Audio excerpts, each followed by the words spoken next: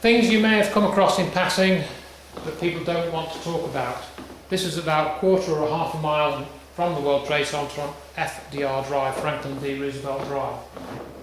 Oh, there's obviously some type of car fire there going on at the same time. Car fire, was it?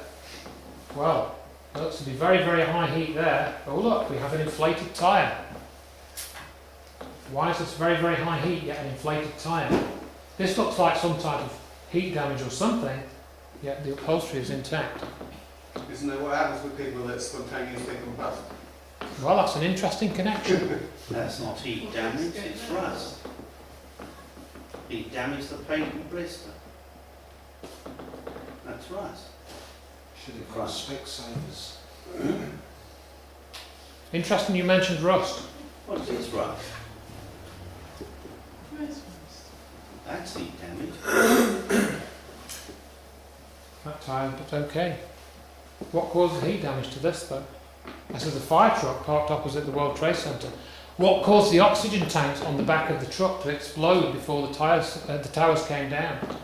Go and read the witness accounts that I talked about, and you hear the firemen talking about that. Their oxygen tanks exploding on the fire trucks.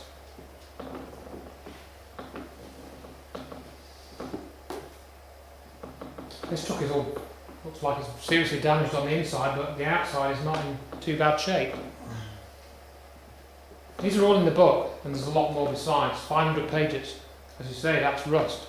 And still, this was taken on, I think, September the 12th or 13th, this picture. Again, you'd have to go onto Dr. Wood's website to get the exact date. She does reference these pictures, where she got them from. What caused all this rusting? Very, very rapid rusting. This is a couple of days after 9/11. You can see it's a Pepsi Cola van. Oh dear. Oh dear. Really, now we're into the ones that nobody wants you to think about much. There was a big gust of wind when the towers came down, which managed magically to leave the leaves on the trees, but inverted this fire truck, that car, that car, that car, and that one stayed the right way up. Oh dear, we have another problem here.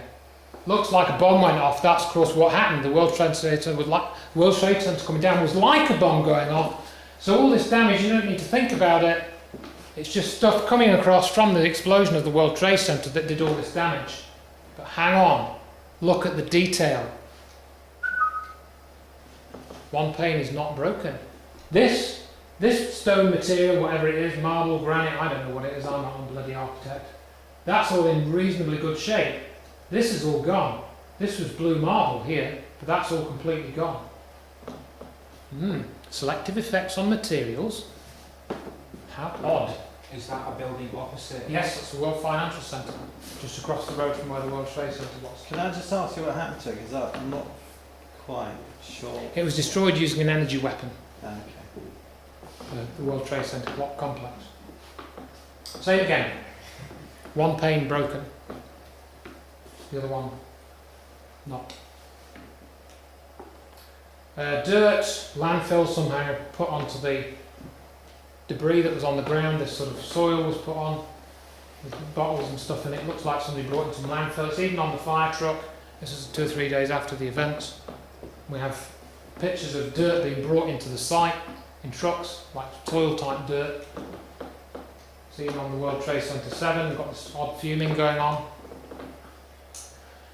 So what we're actually talking about here, folks, is directed energy weapons, because Dr. Judy Wood, when she studied this, said this is an energy effect that I'm observing, and I'm going to come into this a bit more. I'd like to cover this in more time, but I haven't got a lot of time. And she came to the point, well, this is an energy effect. There's some type of energy weapon used here. So she'd never heard of this. She'd never heard of energy weapons. And she thought, well, what is this? Is there such a thing as an energy weapon? And well, believe it or not, there is. Here's a website called the Directed Energy Professional Society, www.dex.org. So there are such things as directed energy weapons, and I've got another video clip, not in this presentation, about Donald Rumsfeld being asked about directed energy weapons in 2003, and he is extremely uncomfortable in talking about them with General Myers, who was the head of the Chief of Staff, whatever they call him. Now, would you believe that NIST, There were several 9/11 reports. One of them was produced by the 9/11 Commission. It's described by David Ray Griffin, who I don't have a lot of respect for, but I like his description of this. A 571-page lie. There were also 10,000 pages of reports, technical reports, produced by NIST, the National Institute for Standards and Technology. All right? You can download those 10,000 pages of reports from their website, and I did this. Now, NIST didn't reply. NIST is sort of like our Department of Trade and Industry, apparently. I think that's the closest thing we've got. Now, in writing those 10,000 pages of reports, they used 23 different contractors, different companies. This is all, you've got to check this all out. It's on their website. There's all contracts that were given out. And curiously, there were 3 defence contractors which were involved in writing reports, or 2 were actually paid by NIST to write reports: Science Applications International Corporation and Applied Research Associates. Applied Research Associates is one of the founding members of the Directed Energy Professional Society.